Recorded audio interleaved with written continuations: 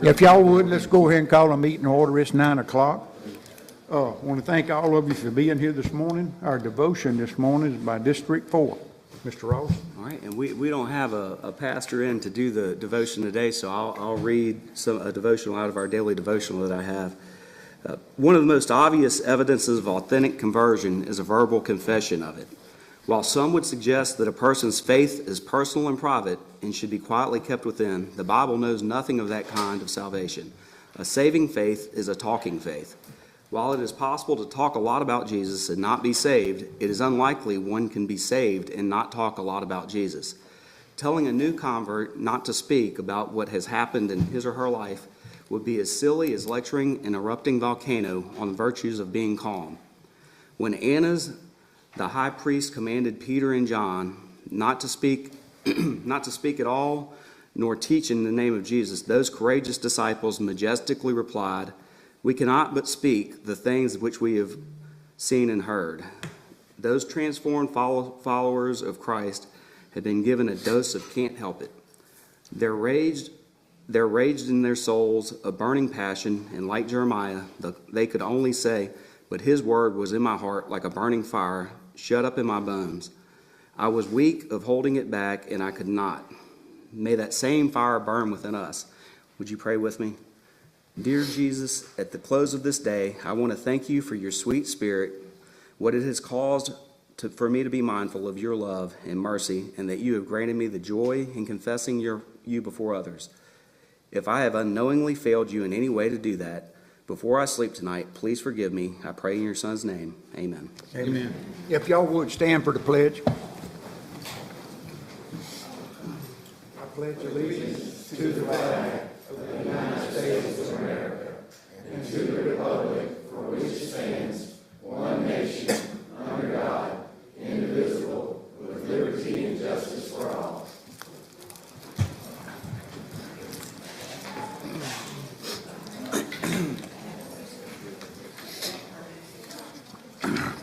Next up, we have a proclamation this morning for Child Abuse Prevention and Awareness Month. If y'all would listen to these numbers too, because these numbers are shocking, some of them, on what's happening across our state. Proclamation says, whereas Jackson County prides itself on giving back to the community, contributing to the quality of life among our citizens, and whereas for the past 40 years, Jackson County CASA, in association with the National Court-appointed Special Advocate, the CASA Association, has spoken for the best interest of abused and neglected children involved in the juvenile courts, offering healing, advocacy, and hope to those children and their families. And whereas more than 36,675 children throughout the state of Mississippi are reported to suffer from some form of abuse and neglect each year.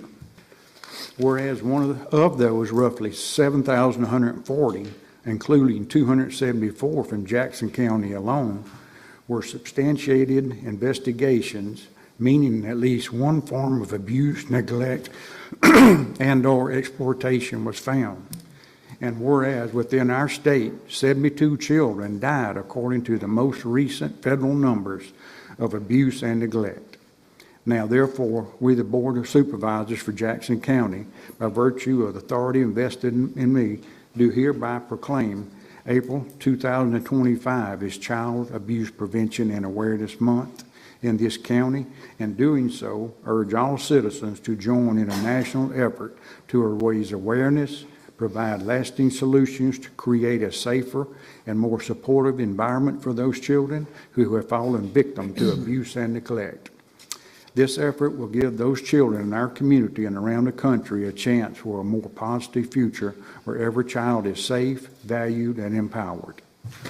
Could I get a motion? I make that motion. Second.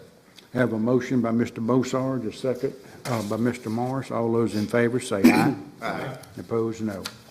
It's terrible, those kind of numbers, isn't it? It's just amazing to me. You got our... Who's here for CASA? Doug, you here? Doug, you know Doug's here. Some of our staff and board members. Are they? Let's go down and take a picture with them, y'all. They do a lot of good. And Judge Zorn.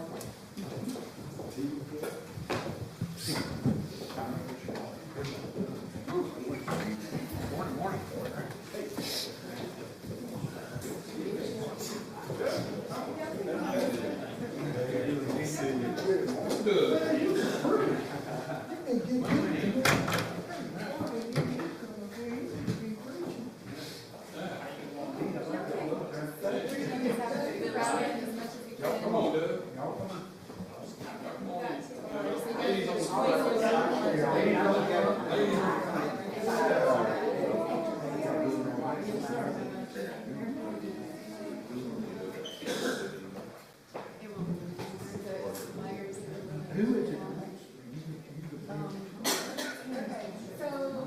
I gotta get you guys to squish a little bit more this way.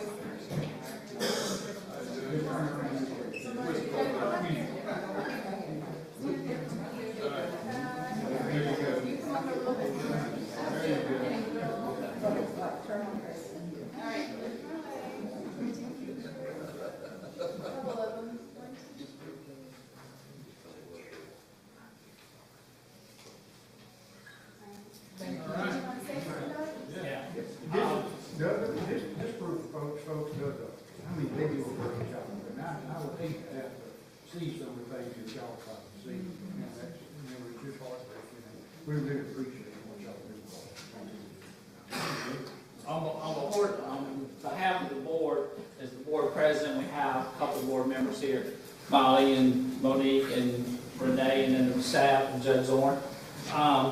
This isn't just this year that y'all support us. Y'all have supported us for 40 years. Without the support of the Jackson County Board of Supervisors, law enforcement, the citizens, we wouldn't be in business today. And this is our 40th year.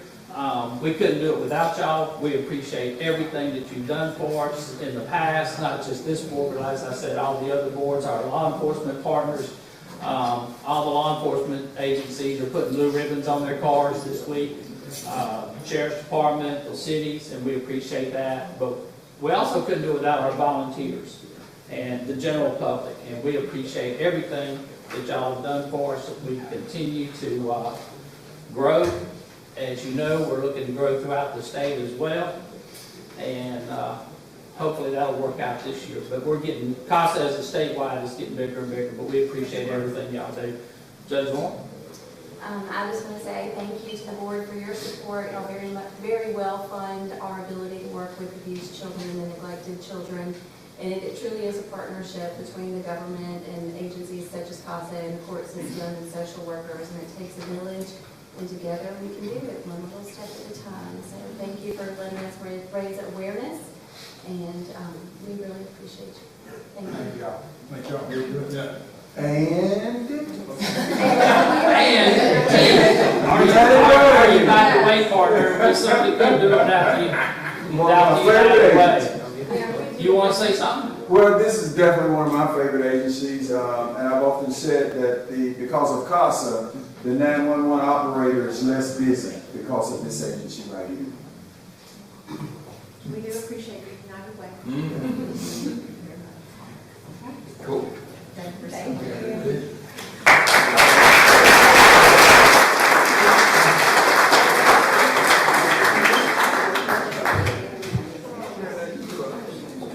Good morning.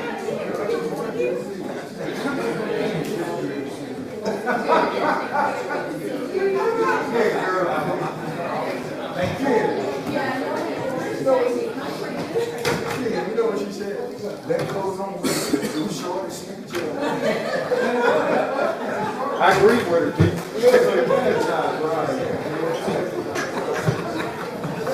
You know who noticed that? Yeah.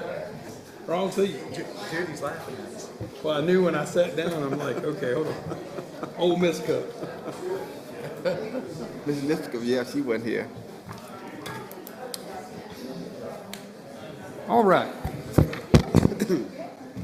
That brings us down to notice to increase assessment of real and personal property. The first one up is Generation Self-Storage. The address is Loosedale Hurley, LLC. Address is 3685 Lamuson Drive, Pace, Florida. But is anybody here to represent Generations Self-Storage? Should I read the PIN number, Jimmy? Yes, sir. I would. Okay. PIN number on it is 000-833-63.007. Anybody here to represent Generation Storage? If not, I'll make the motion to approve it as presented. Have a second. All those in favor say aye. Aye. And opposed, no. Ooh. The next one up is CFAT MEHDI. It's at 3533 Bienville Boulevard, Ocean Springs, PIN number 6012730.175. Anybody here to represent them? Could I get a motion? So moved. I have a motion by Mr. Ross and a second by Mr. Beausarge. All those in favor say aye. Aye. Opposed, no. Next one is same organization, CFAT, MEDHI, on Bienville Boulevard in Ocean Springs. The PIN number is 6012742.000. Anybody here to represent this one? So move. Have a motion by Mr. Beausarge. Second. A second by Mr. Ross. All those in favor say aye. Aye. Opposed, no. That brings us down to amendments to the agenda.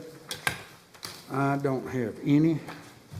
Anything? Mr. Morris, none. Mr. Taylor? I have none. Mr. Ross? None. Mr. Beausarge? Mr. Eldridge? None. Mr. Fulton? Yes, sir. Mr. O'Neill? None. Okay. Mr. Calmer? Yes, sir. I have one under item 8, consent agenda, under Office of Emergency Services, Mr. Etheridge. I would like to pull that resolution that is on the agenda and replace it with a resolution, replace it with a resolution and a lease agreement.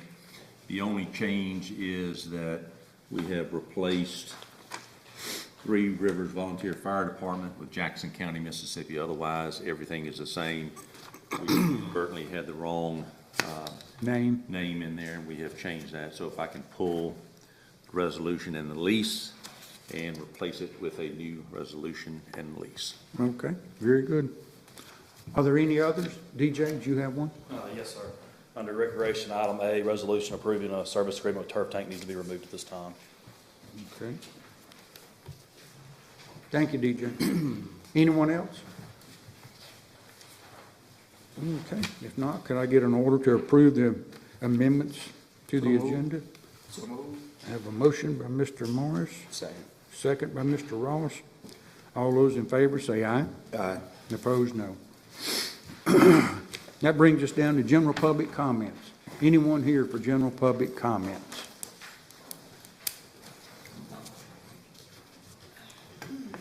Just give us your name and address. But Mr. Compass, you know me. My name is Judith Tallow Peebles. I'm from Ocean Springs, Mississippi. When I come up here and I talk to you guys, I usually talk to the person, the district that I'm in. I would not go to Mr. Ken for Troy or talk to Josh about Randy. I always direct questions directly to the people that are involved. So, my issue is with the opt-ads that are being written, reflecting on the board, reflecting on the city, reflecting on the residents. Randy, this pertains to you. The last time I was here, I said that this was your district. However, in an op-ed, it was written as, I asked you about your district and you deferred to Josh. As I recall, you talked about your district, and Josh, I needed percentages on the taxes for property. Misinformation. I'm going to open this up real quick.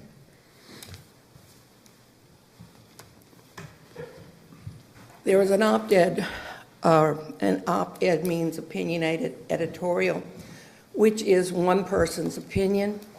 It does not mean that it is backed by a newspaper or anything like that. It's one person's opinion being put out there as the truth. Troy, you and I talked over the weekend, or before this, right here in bold print. I want all of you to see that it's there. It says the solution was handed to Holloway on a silver platter. Troy, you told me you never used that terminology when you gave that interview. Is that true? Yeah, I didn't say silver platter, but in that op-ed, I don't think it actually quotes that part. It just, that's added lingo. It is.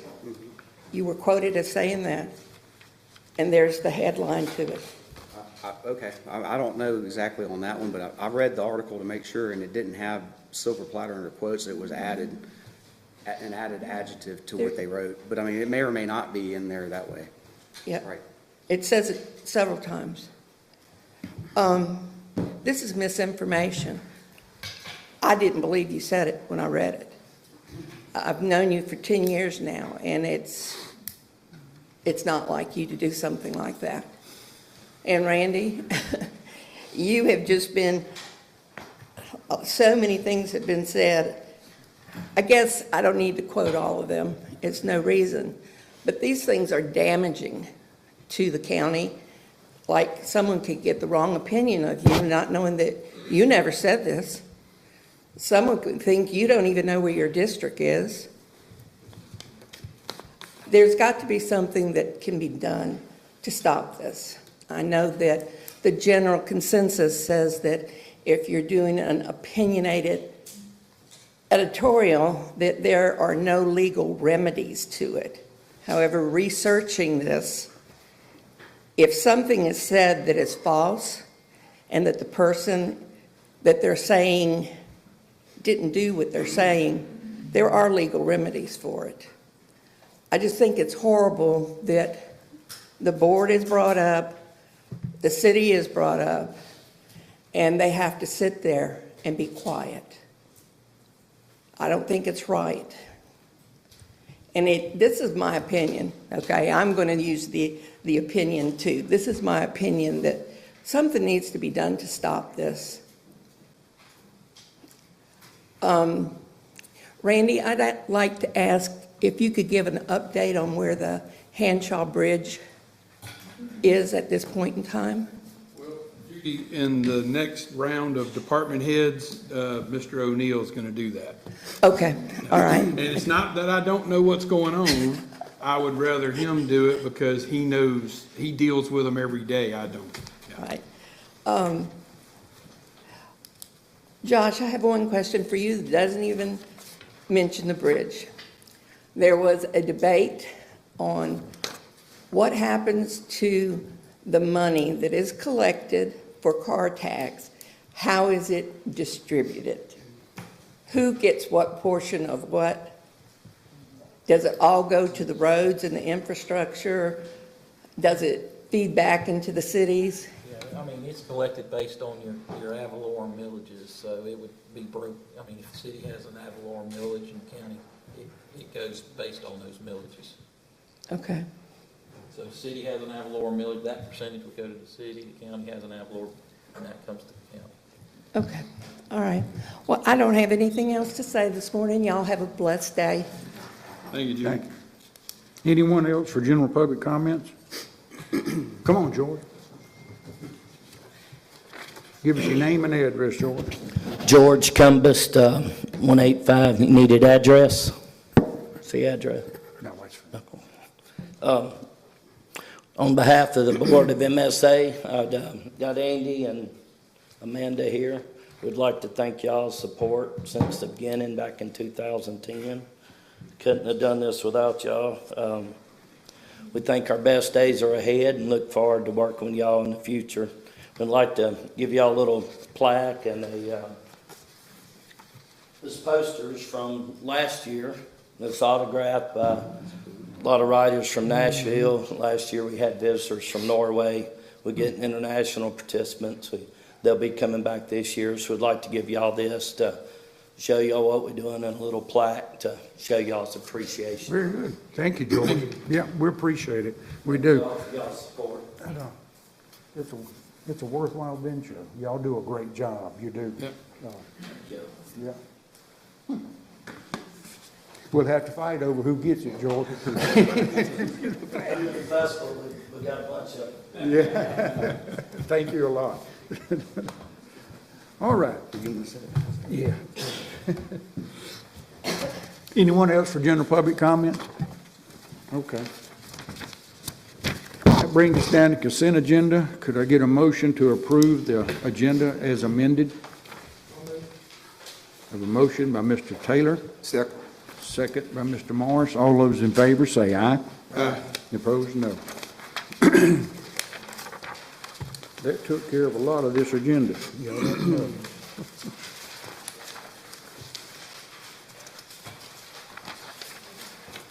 Ready? All right, that brings us down to department heads. Ms. Wells, is Samantha here? Okay.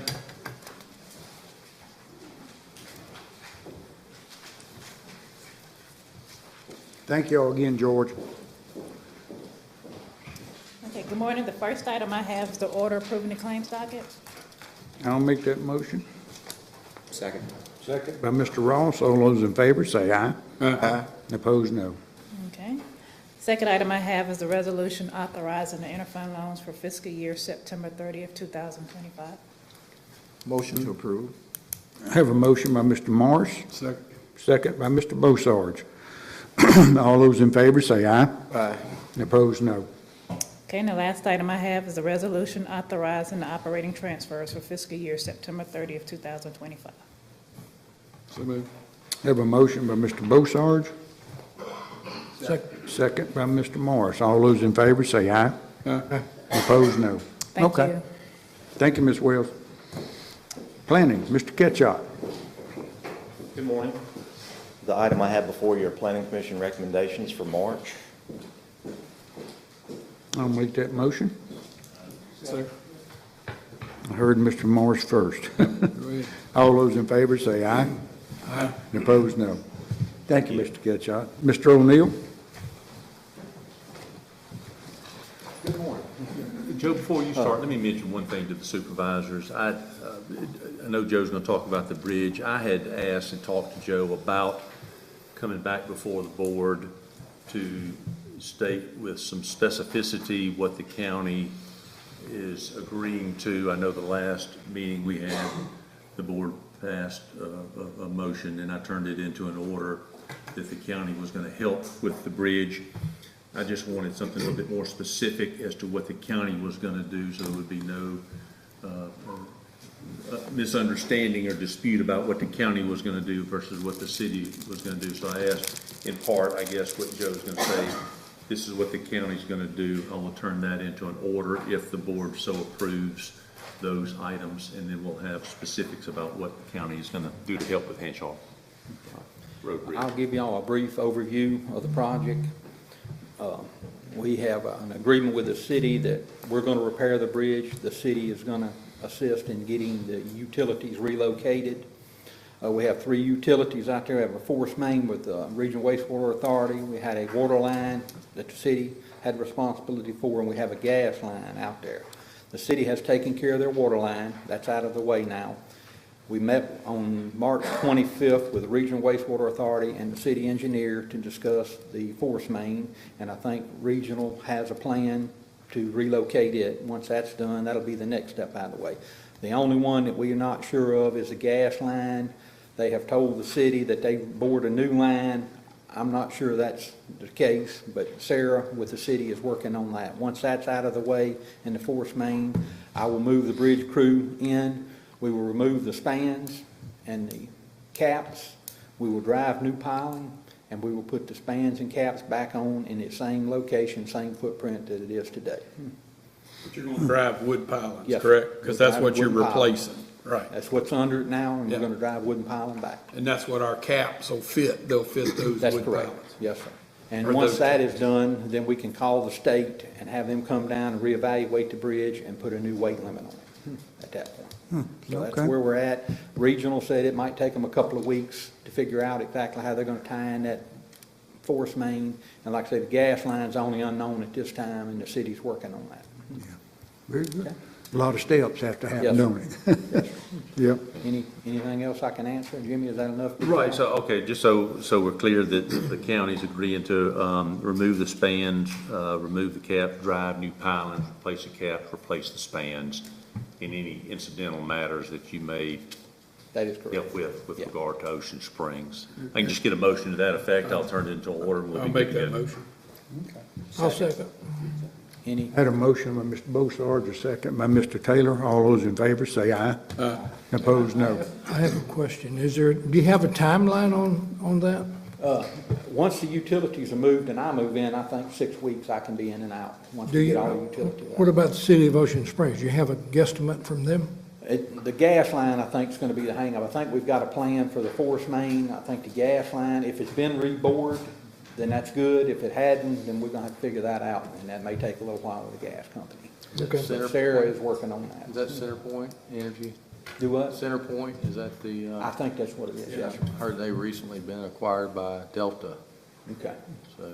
But Sarah's aware of it. She's working on it, and as soon as she finds out something, she's gonna let me know. These repairs are gonna be pretty much the same thing we did on the Beachview Bridge, correct? Almost identical, except we put new spans on that bridge. Right. These spans are in good shape. All right, and then, so estimated cost, 200,000 Okay. on our end. need to maybe put that in there too.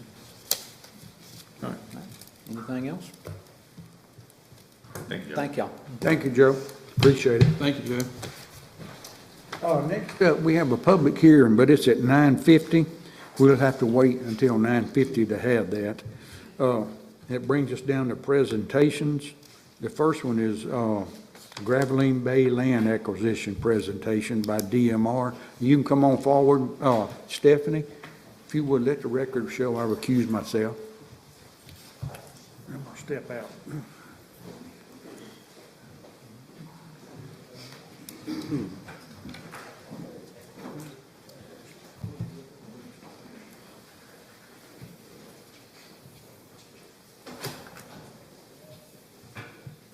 that my cue?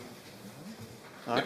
Good morning. My name is Randy Wilson. I'm the Coastal Preserves Bureau Director with the Department of Marine Resources. We are discussing the Graveline Bay Coastal Preserve today. Graveline Bay was our original and our oldest coastal preserve. Our management work began in Graveline Bay in 1992 when we initially got a 575-acre land donation. So this is our oldest coastal preserve. Now, after the BP oil spill, we have some funding through the Deepwater Horizon Oil Spill Project. That project is named the Natural Resource Damage Assessment, or NRDA. That project has funding for us to acquire crucial habitat in any of our 16 coastal preserve areas that are inland.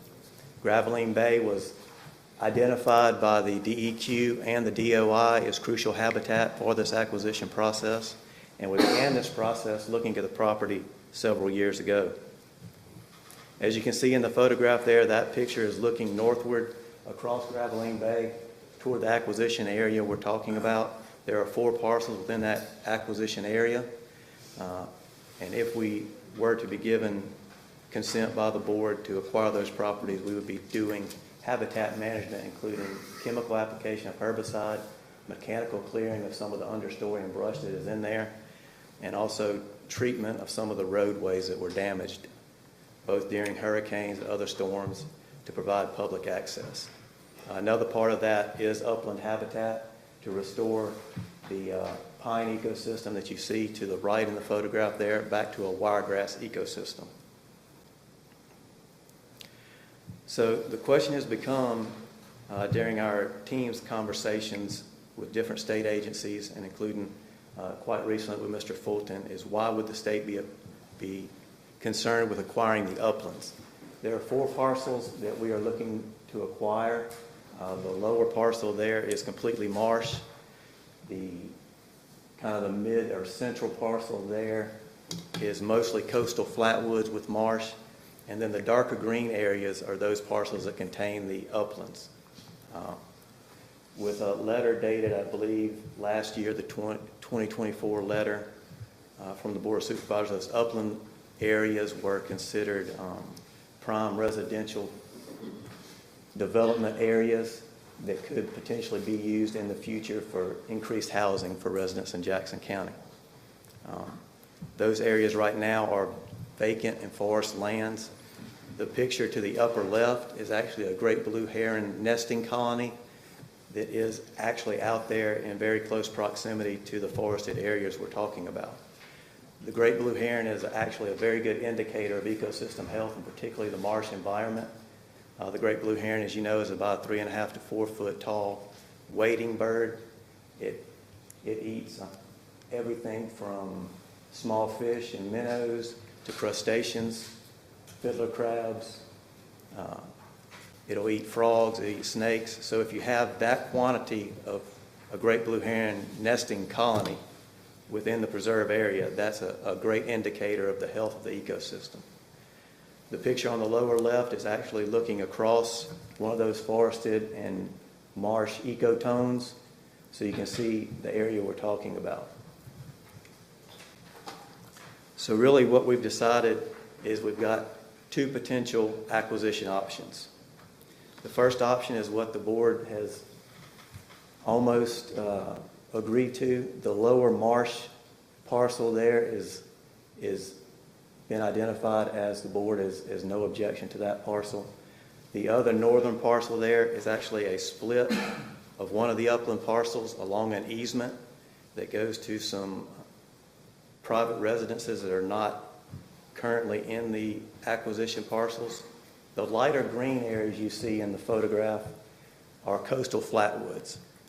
Little or no development go on in those coastal flatwoods. It'd be very hard for us to do any management in those coastal flatwoods.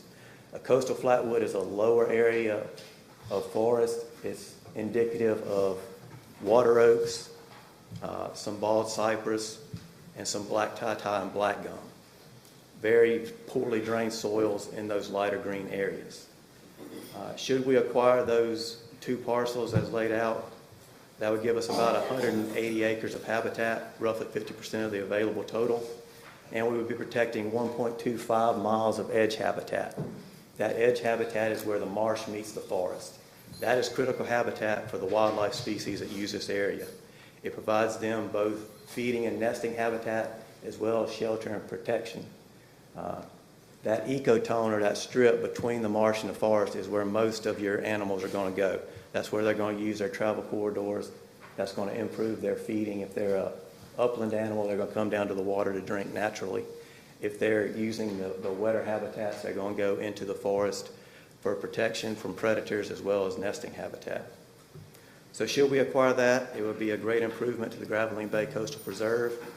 There would be minimal management done just because we couldn't put heavy equipment in those coastal flatwoods. It would increase the recreational opportunities for county residents by almost zero just because we can't get in there and improve that habitat. So that would be acquisition option number one, which would be a parcel acquisition of the 4 parcels that are up. So complete acquisition, if we were able to get all of those areas, including the 2 lower parcels we just talked about, as well as the upper 2 parcels, we could get in there and enhance, protect, and conserve the entire ecosystem. Gravelines Bay and the associated Davis Bayou watershed drains approximately 25,000 acres in south central Jackson County. So there's a lot of water that's traveling through these areas. Anytime you have significant rainfall like we've had the last 3 weekends, Gravelines Bay and Davis Bayou are draining 25,000 acres.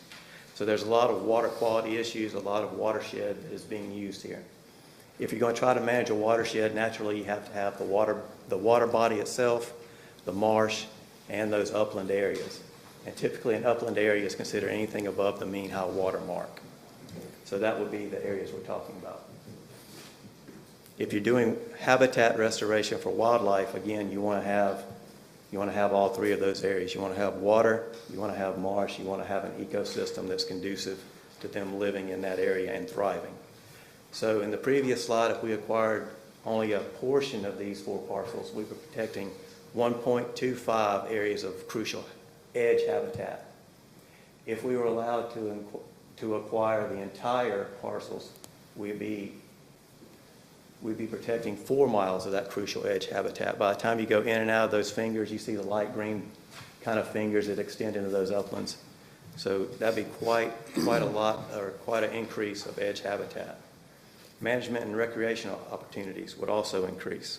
So what would be some of those management and recreational opportunities? This is a 2022 management plan that we had worked up by Cypress Environmental and Infrastructure Group.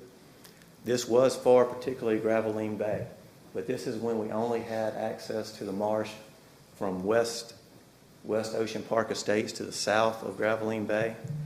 This 2022 plan had provisions for a pier with a kayak launch, hiking, biking, and also bird watching opportunities.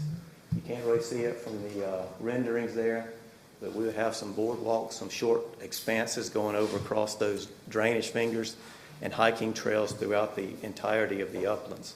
Also, we would include a parking area. Now, some of these ideas and some of these recreation opportunities would have to be from funding sources outside of our initial NERDA grant. The NERDA grant is specifically for land acquisition. So once we acquire this land, if we got your consent to acquire those four parcels, we would immediately begin looking at some additional funding through the Mississippi Department of Wildlife, Fisheries, and Parks, potentially NOAA, and also State of Mississippi Tidelands funds could all be used to do the recreation opportunities we're discussing. The newest funding opportunity is the Mississippi Outdoor Stewardship Trust. That's some matching funds established by the governor. So where exactly and what we'll be talking about adding to this forested acreage as far as recreation opportunities? It's a little bit light there, but if you look at the northeast corner of the acquisition parcel, we would be envisioning adding a small kayak launch to the upper limits of the Graveline Bayou there. If we add the kayak launch there, that blueway could be expanded to 8 miles of blueway. If you kayaked around the western expanse of Graveline Bay, you could take out at Webb's Landing, which is a county facility and boat launch that is listed there as Webb's Landing. You could also kayak out to the fingers of Graveline Bayou. The green proposed blueway there would go up to a rest area on some upland areas we already have in Graveline. And then if you kayaked all the way back, like I said, you would have almost 8 miles of kayaking and fishing opportunities. Whoop, went too far. Yeah, I can't see any roads, but the uplands, what major roads does that front? Kind of the open areas you can see where some residents already are, that's Old Shell Landing Road. That's what I thought, Old Shell Landing Road, okay. Old Shell Landing Road is the division between those smaller residential and the forested area you see to the south. So isn't some of that in the city of Goshen? I think everything on the west side of Old Shell Landing is unincorporated. Okay, just making sure, yeah, okay, just making sure. Yeah, that is Old Shell Landing Road. So public access is already there. If we can give them a kayak launch, they could easily tie in and have additional recreation opportunities. Any possibility for a boat launch? Not like y'all have at Webb's Landing. That's not what we do. Yeah, but you do have the Webb's Landing boat launch to the south. This would just enhance those opportunities for kayakers and maybe small canoes. We would also put some hiking trails in there. You can see the white line. It doesn't really show up on the big screen, but typically our hiking trails are out and back loops from anywhere from 1 mile to a half-mile in length. In that area, we really have some substantial need for some more boat ramp area. Man, we're just so far behind on accommodating trailered boats that we just running out of options. Yeah. Every time I've been out there, there's been boats in the water. Oh, yeah? Yeah. So that's a hot spot for recreational fishing already. So what would where am I going here? Oh. So what do we do as far as management?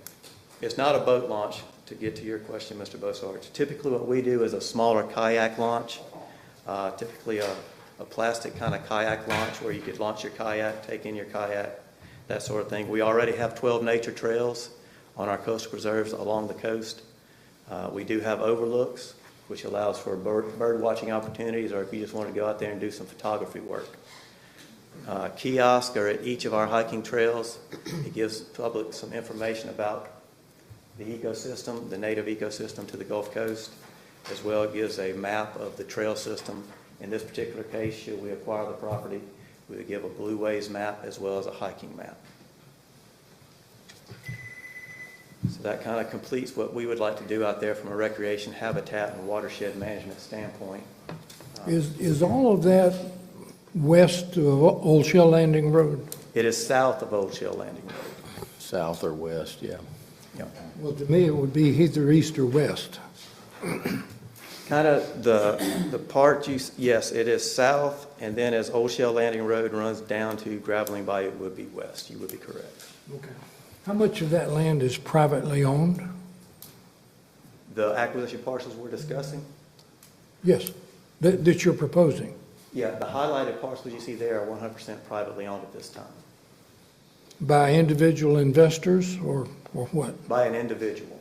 And you're suggesting you buy them out? Yes, sir. Can they refuse? Yes, sir, they could refuse. Okay. It's my understanding that seller approached us wanting to sell it to the state through some NERDA funds we had available. All right, let me give you all a little bit of history and background. These are some of the parcels that we discussed before, probably a year ago. And the Secretary of State's office sends us a list of properties that have been submitted for acquisition using these type funds. And we've sort of vetted the different parcels and brought them to you after we vetted them and had a letter that was sent saying we objected to some of the ones because they had developable property on them, and others that we didn't think were developable. We just gave the go-ahead for the state to go ahead and purchase those properties. I don't know that we have a legal argument against them purchasing these properties one way or another. I don't think if you said we don't like it, I think y'all could still probably buy it. I don't know if you'd want to, but you probably could. I'm sorry. It's my understanding from Director Spraggins that any opposition y'all have would terminate the deal. So right. And so it's not necessary, but if the Board of Supervisors is not in favor of it, we're not going to do it. Right. So the northern pieces of these, and you can see where the darker green and actually the lighter green on the left-hand side at the top had some areas that had higher elevations. I mean, some of the elevations were above 20 feet in one of those areas, and you don't have a lot of property like that, in this part of the county. I believe it is within the Ocean Springs School District, so it's property that people may want to buy and develop in the future for residential purposes. And so that was kind of the reason for our letter going back to the state saying, hey, y'all need to consider these other things when you look at this property. And then we're talking with DMR over the last couple weeks, and they had expressed to us some interest in developing this property for nature-based tourism type purposes and putting in the walkways and the kayak launch and some of those other things, and which may be an amenity. It may be a quality of life thing for people that live in this area or in Jackson County in general. I say, well, it's probably worth having that discussion with the board so that y'all understand, what the options are or what the options could be if funding is available for these parcels. So there may not be an objection to acquiring all this property if the state's willing to come in and do some of these amenity type solutions. And so that's kind of where we are. I think they've given you two pretty good options. One is to acquire the lower end piece, which excludes most of the developable property, if not all of it, which is kind of an easy one. And then the other option is for the entire parcels to be acquired with the idea that the state would come in and do some recreational amenity type stuff. And so that's kind of where we are. I think that's a pretty good synopsis there. So he said what I said in about 20 seconds, I think. Anyway, we appreciate your time and your consideration in the matter. Any questions from the board itself? Thank you, Mr. Wilson. Do we need to make a motion on that, Jimmy? Give me just a Option second. one? So this might not be in your wheelhouse, but say all that property gets protected. Yes, sir. Would that help get our oysters back in Graveline Bay? It wouldn't hurt. Because, I mean, you know, I'm familiar with, now that I know where that property is, I'm familiar with a lot of it. And yeah, it's some high property, but it's some slope property too. Right. So you're talking major construction. To go in there, you'd probably do more disruption with ground soil and stuff Yeah, than if you you would look at, getting anything out of it. if you look to the west of the highlighted parcels, you see just how much they're going to clear and what's going to be left as far as canopy cover. So water quality is always an issue with oysters. I mean, it's really, in the grand scheme of things, I don't think it's that much residential you could do with it because of the terrain. And Marcus, you familiar with that area, right? Yes. Yeah, I would say that it's the terrain of it kind of makes it. You'd have some issues trying to develop it for residential, I believe. I delineated the 180 acres that would be in option 2 here. The 180 acres of forested, when you delineated it with your county's 2-foot contour, there's only about 75 acres that are above that 16-foot mark. So. Yeah. And, you know, something like that for me, and it's mostly in Ken's area anyway, but something like that for me would be on the developer builder end. It would be more beneficial to preserve that if we can get our oysters back. I'm gonna keep throwing that in there because Graveline Bay is still full of oysters, and it sure would be nice to go in there and be able to start harvesting them oysters again. Yeah, from a water quality standpoint, it'd be more beneficial to have these uplands and marsh areas. That's what I keep getting told by DMR, it's a water quality issue. So if there's any way to help the water quality, I personally don't have a problem with it. Yeah. Thank you, Mr. Wilson. Mr. Bosarge, Jennifer Whitman, Director of Coastal Resources Management at DMR. So not Yes, ma'am. shellfish, not fisheries, put that out there, but there are some ongoing oyster projects in Graveline Bay. And from a water quality perspective, I will say that FDA testing is ongoing in all of the shellfish areas on the coast. And so when and if conditions are right, there are areas that could be opened. And that's not something that we wait for conditions to be right to test. We have that testing ongoing. So when conditions are correct, those areas can be opened back up. And I would ask is that don't let them dredge them. They'd have to tong them, not dredge them, because that would just do more damage. I'll pass that on to the shellfish steel nets folks. in there, so yeah. Yeah, absolutely. Thank you, guys. Mr. Comer, do you have anything to say? If I may, I'd like to speak to this. I'm one of the owners of this property. Hey, Mark, give me your name for record. Okay, my name is Mark Cumbus. I own Cumbus Realty.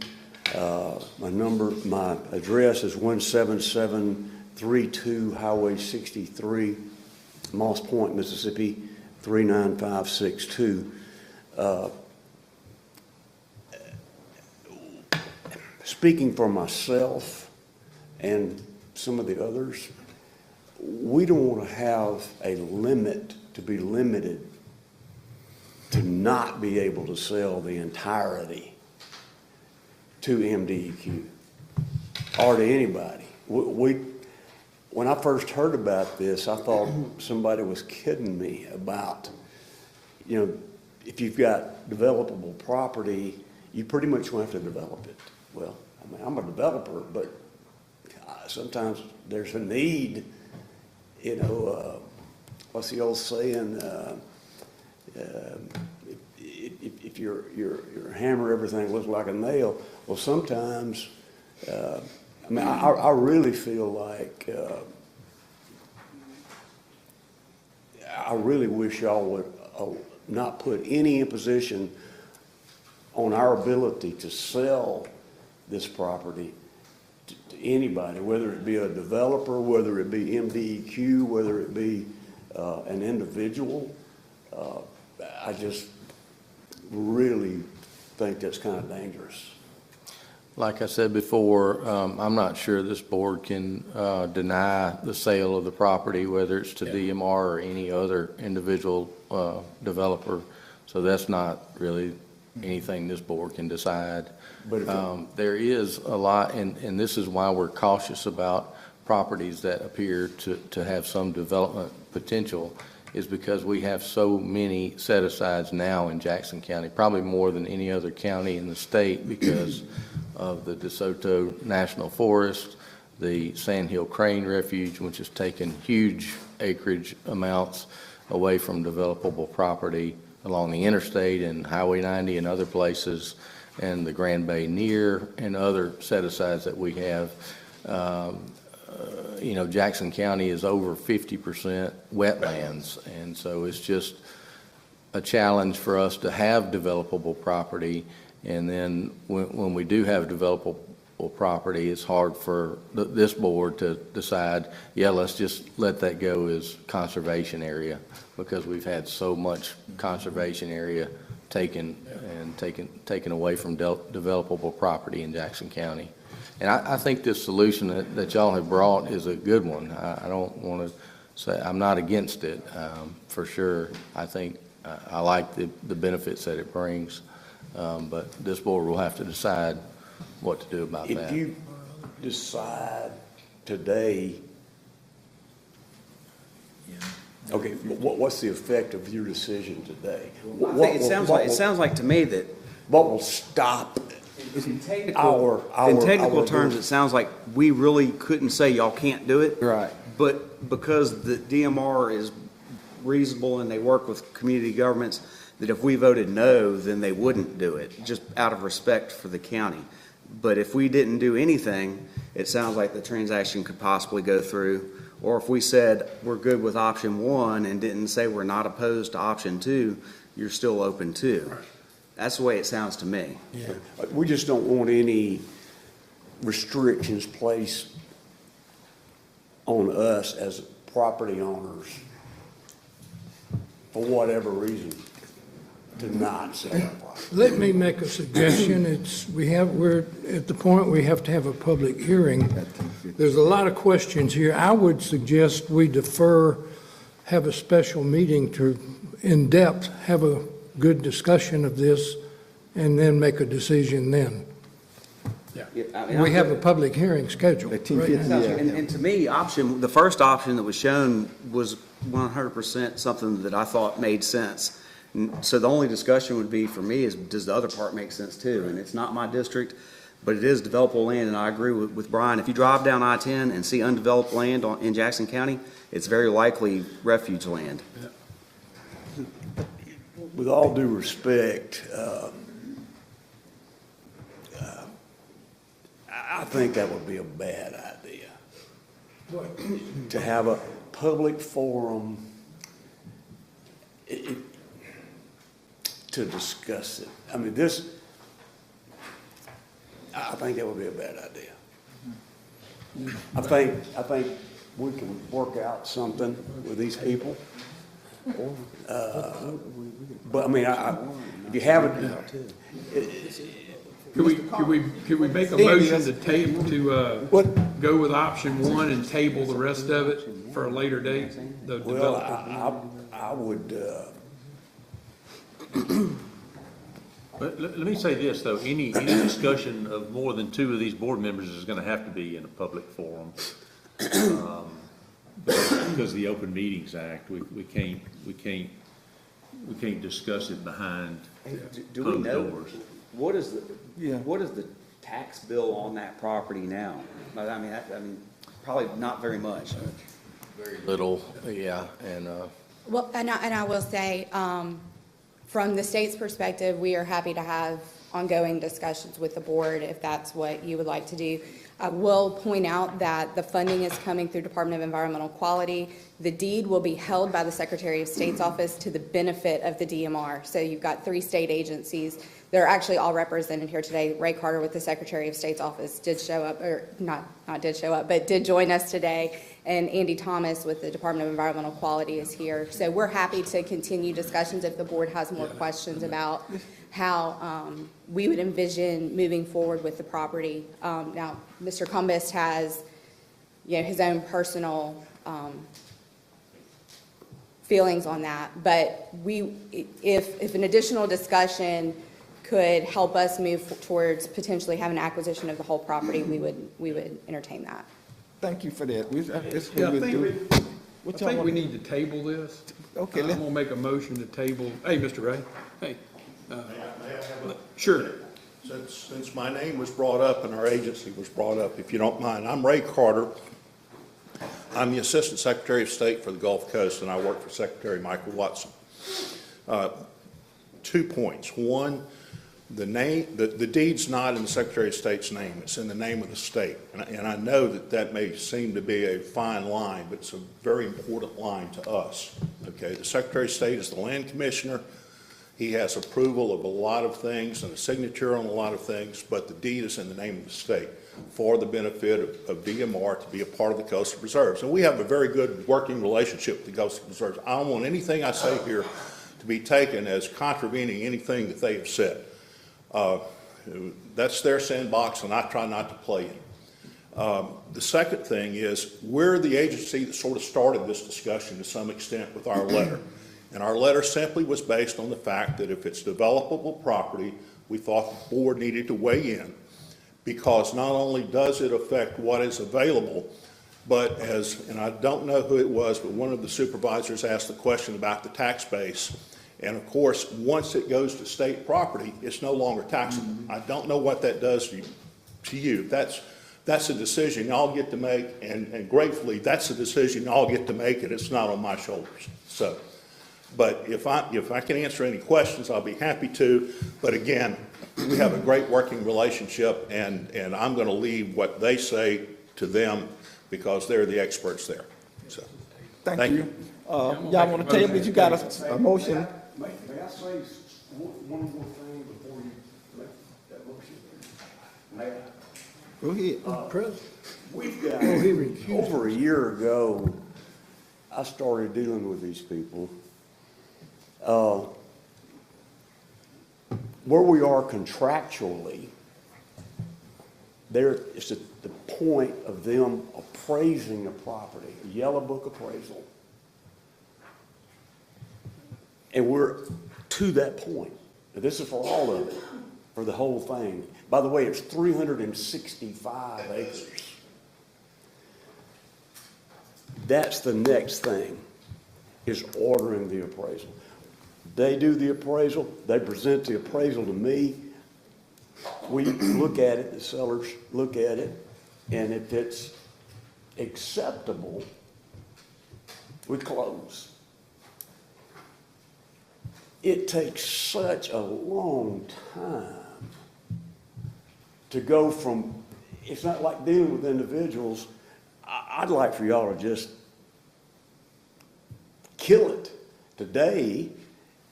Let them go ahead, do their appraisal. We'll look at their appraisal. If the appraisal's not good for us, we're not going to do it. What would the appraisal assume the usage to be? You could.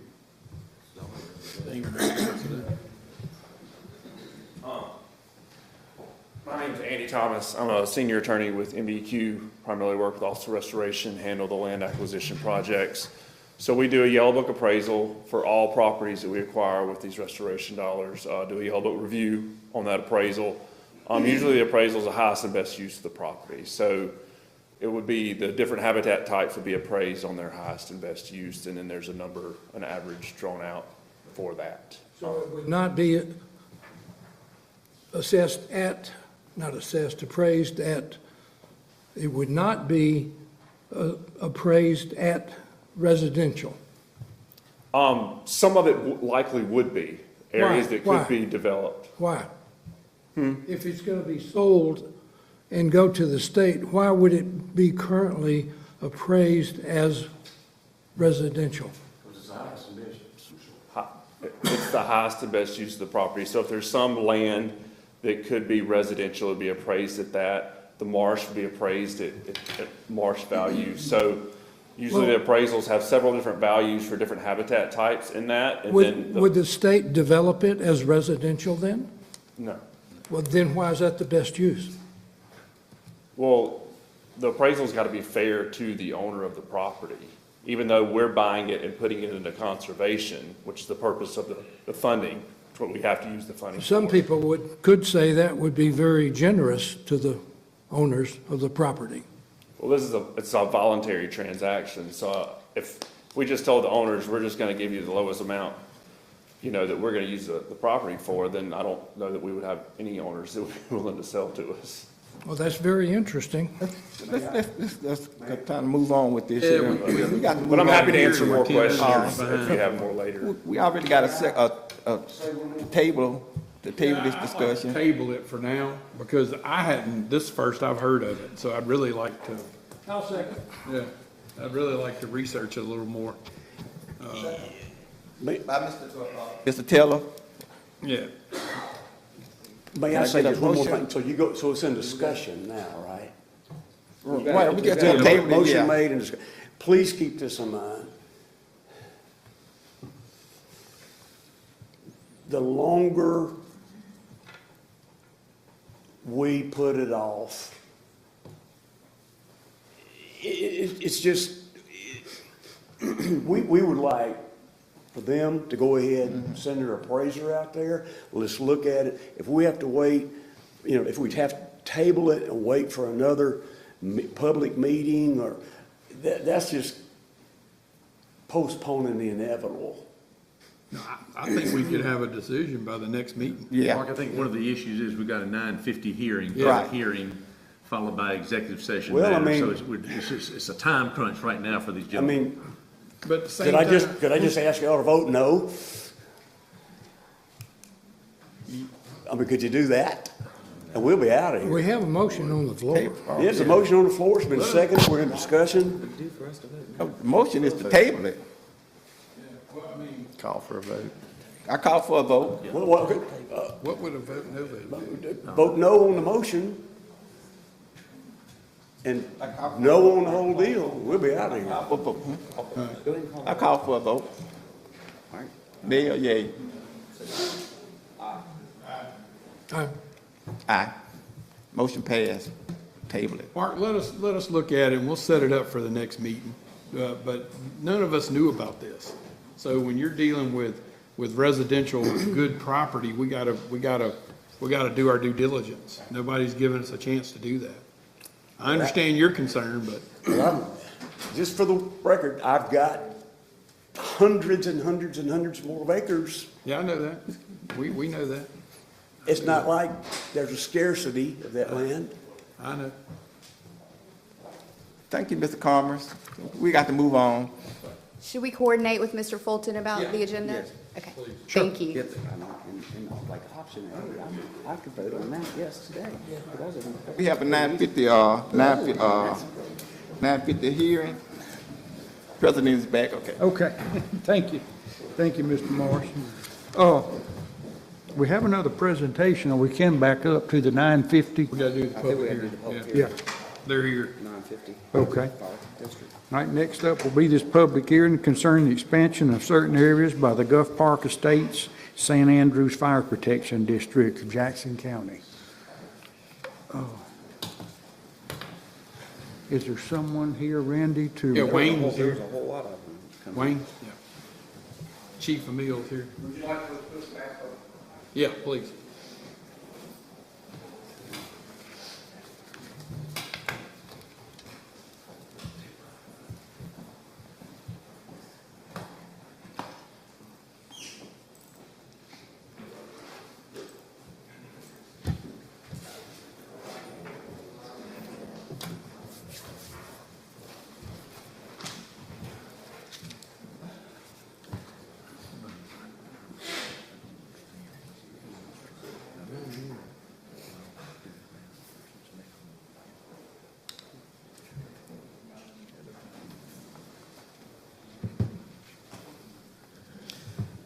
Good morning.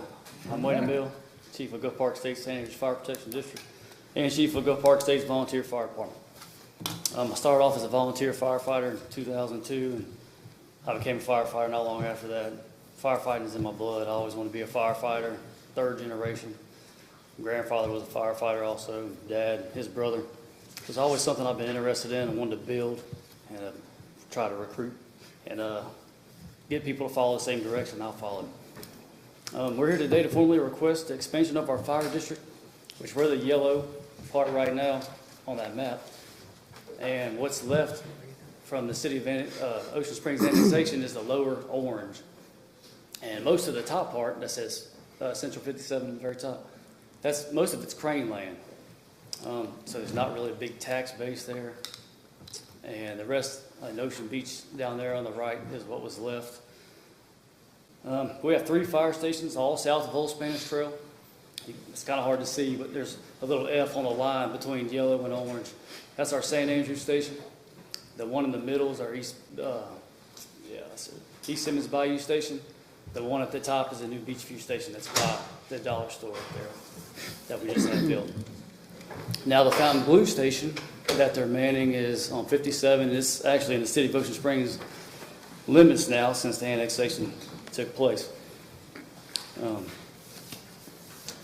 Most people south, anyways, I've been chief for going on 11 years.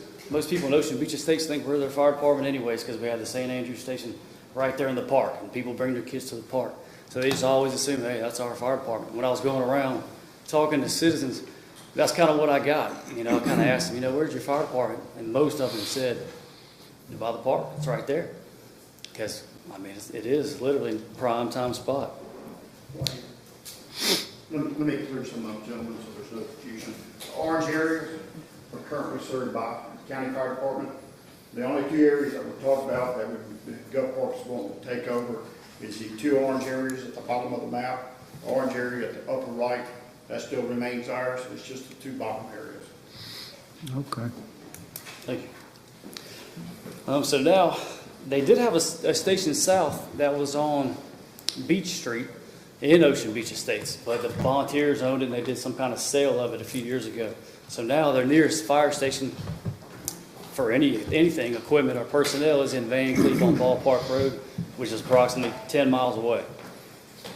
Our department personnel, we have 45 members, and that includes 4 full-time firefighters, part-time firefighters, volunteers, and we also have a good bit of retired firefighters that, they retire from the cities and they live in our area and they want to still be part of a fire department. They like, the brotherhood, sisterhood of the fire department, so they came and joined us to stay in the fire service. Because like myself and my dad, they enjoy it so much they don't want to be away from it. So we've got a bunch of variety of people. Our structure is kind of like most cities. Like I said, I started a volunteer and I became a career. I worked for the city, I worked for the county. I structured the department when I took it over years ago, where we have the chief, a deputy chief, assistant chief, training chief. We have our own fire inspector. We have 3 fire investigators, 3 captains, 3 lieutenants, a chaplain, and 32 firefighters, which some of them hold firefighter title and they hold different titles also. We do everything in-house. We have, like I said, we have our own inspector who does inspections. We do our own investigations. We don't really need outside assistance for anything. We do have an automatic aid agreement with the city of Ocean Springs for fires if needed. They listen to our channel. We listen to their channel. If we call them, they come. If they need us, we come. The apparatuses we have 4 Class A pumpers all south of Old Spanish Trail. We have 1 ladder truck, 2 tankers, 2 brush trucks, 2 high water rescue trucks, 1 rescue boat, command vehicle, which is a Tahoe that I drive, and we have a vintage parade truck that y'all probably see on Facebook maybe, doing public events and stuff like that. While many departments have been struggling to recruit and definitely retain, our department's just been growing. That's something we're proud of, we're blessed to have. I see it around me everywhere. It's nationwide, knowing that nobody really, it's hard getting people to volunteer these days. I'll just leave it at that. And we haven't had that issue. We started with 12, 14 people when I took over about 11 years ago, and now we're up to 45 total members. And I'm proud of that. And routinely at our fire stations, because we have retired firefighters and a bunch of volunteers that are active, there's people manning stations are just coming by to hang out or work at the gym. We have a gym there they work out at. People are always involved in our department. This expansion would improve the fire protection for sure. It would lower the cost rating for your insurance, because they're a class 7 in orange, and yellow we're a 5. So there's savings with insurance in that aspect. Which the district does hold an extra 2 meals that the district keeps from fire for paying employees. That was done in 1987, creating the district. And also, yeah, the State Rating Bureau, they confirm all this. Y'all should have gotten the letter, the email from them, saying that this change would improve the area if it was covered by our fire district. And the Rating Bureau doesn't just come up with this out of nowhere. They look at road miles, they look at personnel, they look at stations, volunteers, training is a big one. They look at the whole area as a whole and put this stuff together. They wouldn't have said that if they didn't think it was, obviously a big deal. And with the Ocean Springs annexation, it took a good portion of the fire tax base, because the north part of the area had a good bit of taxes, and that left about $78,530 is what I got from Nick Elmore a few months ago when I talked about what the money revenue was for the fire that the county was receiving right now. And you know as well as I do, by the time you pay an employee salary, retirement, and insurance, that's probably barely one person, I would assume. And on top of that, that's not even including your station bills, your fuel, your upkeep for your trucks, your stations. But with the new funding, if we were to get the expansion, because that's right around to balance this out, we would hire an 8-hour firefighter, and we put them at one of the stations, either I'd stay at St. Andrews and put them at Beachview or vice versa. But the station in the center is where the 24-hour personnel is. And that's also where the state said they need to be to cover the whole area. And as you saw with the state, he said from that one station that we have the 24-hour guide in the middle, we could cover the whole area proposed, and we wouldn't even have to hire anybody. He said that goes by the career guy we have now, myself, that's career, that works 8 hours a day. And because of our membership, we wouldn't have to hire anyone else, but we still want to. We would still take the funds that we would get and hire an 8-hour person to cover. So during the daytime, we'd have all 3 stations manned. And I mean, I realize that, growth is big right now. There's a lot of construction going on. And if the growth down at Ocean Beach does grow, where more tax money rolls in, more up on the north end, which most of that's Crane land, so you're not going to get anything from there, but we would definitely hire 2 more people and have 3 24-hour guys. So then we would have the St. Andrews station and the East Simmons station covered 24 hours. So that'd be two guys on for 24 hours. But that's after growth happens, and we're just not there at the moment. But we were thinking about this in the past. About 3 years ago, we kind of saw the writing on the wall when the volunteers were starting to drop off from the county. And we said, look, we ought to go ahead and remodel St. Andrews Station. So it was just one big open room. We added an office, we added a wall, we added a bedroom. So now it's set up for us to hire a 24-hour person in the future. It's ready to go. We're just, if the tax base gets there, or the call volume is another thing. I mean, we'll get there in a minute, but right now their coverage is one 24-hour firefighter at the Fountain Blue Station, and they have 1 volunteer that's active possible, that's down south, which is their volunteer fire chief, which he's also the fire chief for St. Martin and Vancouver. So during the daytime, he's not just sitting at Fountain Blue waiting for a call. He's all over. I mean, I'm sure he'll tell you. He goes to Van Cleve, all the stations up there, St. Martin. So it's kind of hard to count that one person because he's not there. So really, you have one 24-hour firefighter that's there. So that would have us changing to provide 3 career firefighters. Monday through Friday, you'd have 3 career firefighters manning all 3 stations. And you still have your one 24-hour guy in the middle. That's 365. He's here every day, all year round. So you're not losing any coverage. You're actually gaining coverage. You're going to have 2 extra career guys during the day. And on top of gaining coverage, right now, if you only have one and sometimes two volunteers down south, we have, on top of our 4 career, we have 41 part-timers and volunteers in our department that are in and out. And I respond over 90% of calls, it seems like, over the last 11 years. I just made this my whole life, really. And we did do some mock runs because we heard that some people were worried about time responses and how long it was going to take us to get to certain areas. So we did mock runs, which we didn't run lights and sirens because we don't want to run people off the road for no reason. But we did drive the trucks pretty hard until we hit traffic to see how long it took us to get places. And from our St. Andrews station, the Hamill Farm Road is about 2 minutes and 52 seconds.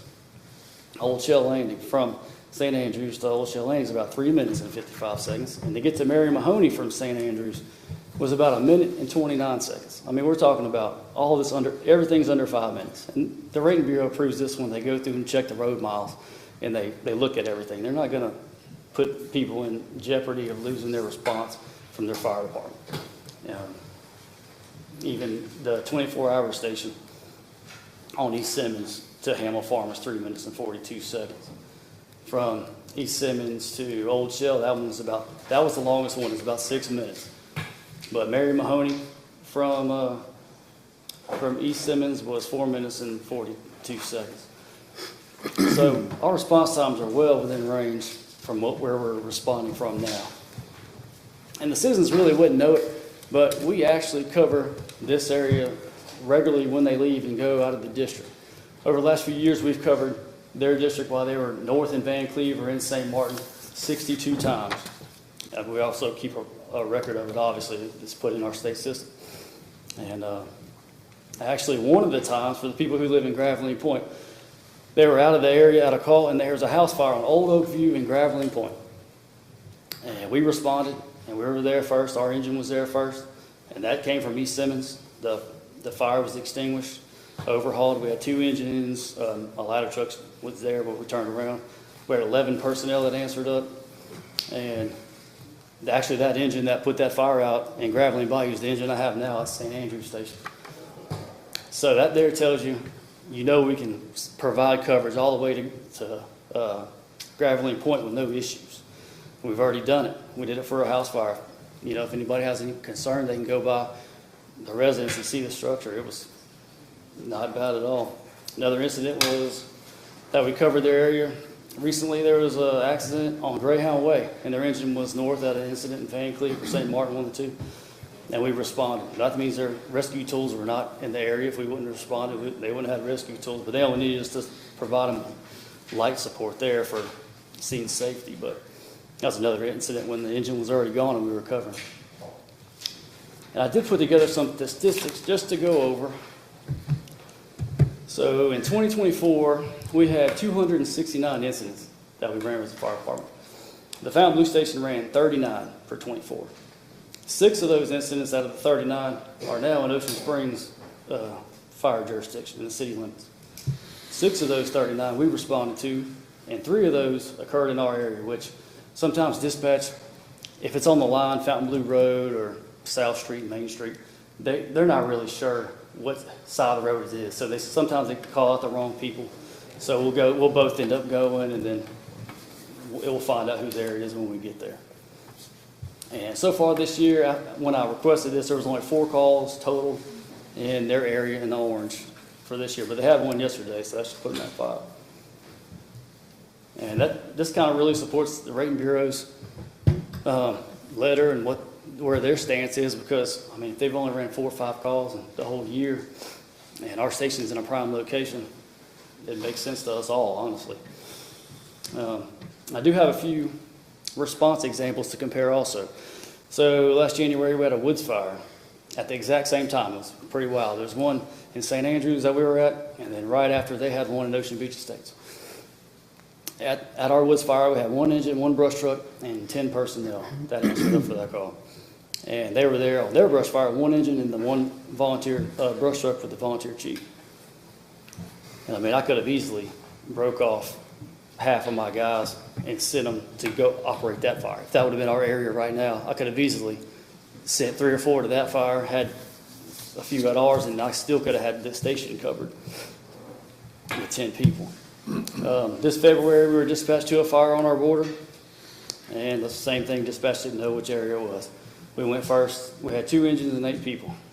And 2 days later, they were sent to the area because they called it from a different phone, I guess, that it went to their fire department this time, and they sent them, and it's the same thing. They had the 1 engine from Fontainebleau and 1 brush truck respond. We had a fire alarm on March 24th. This worked out great, so I figured I'd use it because it was a good way just to compare the two. On March 24th, we had a fire alarm about 30 minutes before they had a fire alarm in St. Martin, which St. Martin, that's a city. Y'all know that place is huge. We're only 14 square miles. But they had a fire alarm in St. Martin. They had 2 engines respond and 0 volunteers.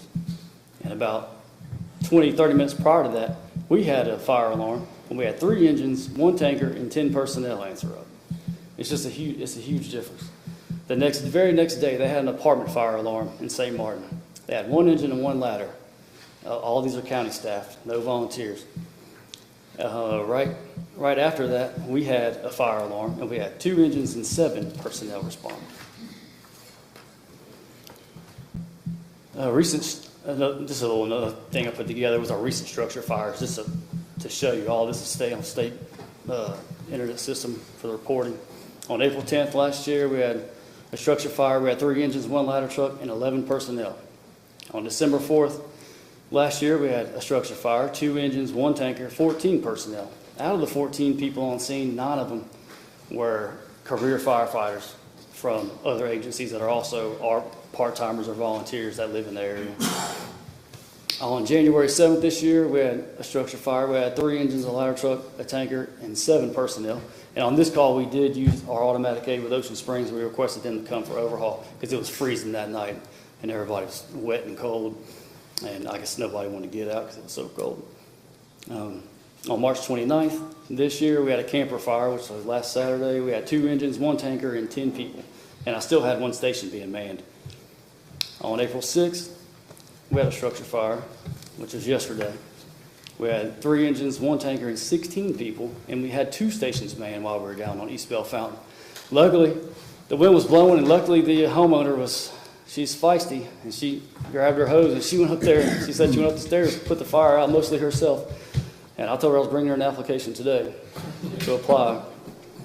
But she pretty much knocked that out herself before we got there. And also last night, we had a possible structure fire from a lightning strike. And this was about 6 o'clock last night. We had 4 engines, a ladder truck, and 20 personnel answer up for this call. There's just no comparison between the two. It's night and day. I do want to clarify our aid, though. It's been brought to me by 2 different people that it's been told to them that Ocean Springs has to run all our calls for us. Ocean Springs is running all your calls. I looked up the numbers just so I could bring it today. Out of 294 calls that we've had since we got our agreement, they've responded to 1 of our calls. We have used them for 1. That was that 1 structure fire. And we assisted them in one fire recently, and that was 12 days ago. They had a woods fire. We sent a brush truck, an engine, and a tanker. And we still had our 2 stations manned while those people were there. And I previously served as the captain for the Fontainebleau Volunteer Fire Department before it was West Fire. And I was a firefighter for Jackson County for years. And Fontainebleau was a thriving fire department. They had a bunch of members. I mean, the membership was incredible. It was a lot. But as time went on, the departments merged, and Fontainebleau had to merge with Van Cleve. We just all witnessed the whole department dissolve as far as volunteers go. Even my dad turned his gear. He was a member. He joined in 2006, and he turned his gear in a couple of years ago, and he was told, yeah, you might as well turn your gear in. Volunteering really isn't a thing anymore. And I'm proving that that's not true. From our response, our numbers, I mean, that's not my mission is to grow. That's not the truth. It just depends on, how you run things. I did have the county pull the numbers on their average volunteer turnout, and the paperwork I got said their average volunteer turnout for the south area was 1. That's 1 person, and that's their paid volunteer fire chief. And I do want to thank you for your time and consideration. I'm confident that our fire district expansion would provide enhanced protection, cost savings for residents with their home insurance, and continued growth and safety in our community. Thank you, Wayne. Thank you, sir. Yes, sir. Is there anyone else that wanted to speak on this before? Come on up.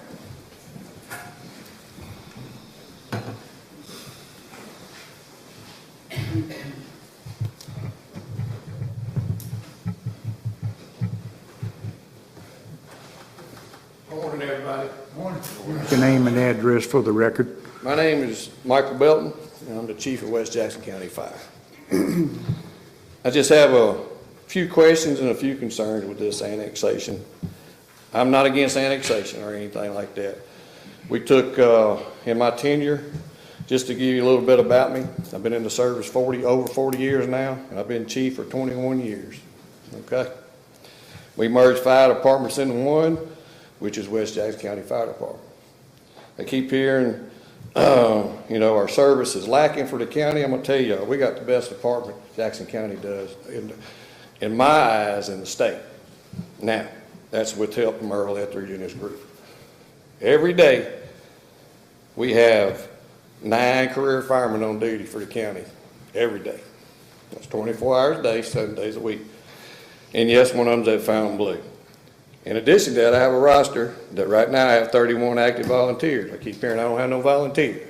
I don't know where that comes from. But I used to have 55 or 60. I'm down to 31 because everybody has families and jobs. It's pretty simple, okay? But every day, if a call comes out at Fontainebleau Station, there's a career fireman, every one of them's EMTs, that responds. There again, I have no problem with annexation. I just don't want to go to, and I've had a lot of people tell me this, on Monday through Friday, firemen again. We've been doing this since 1963. We've been providing service for Fontainebleau under the county advisement. There again, it's nothing personal. I hear all these numbers and running, and yes, I have a large area. In West Jackson County, I cover 400 square miles. St. Martin's part of it.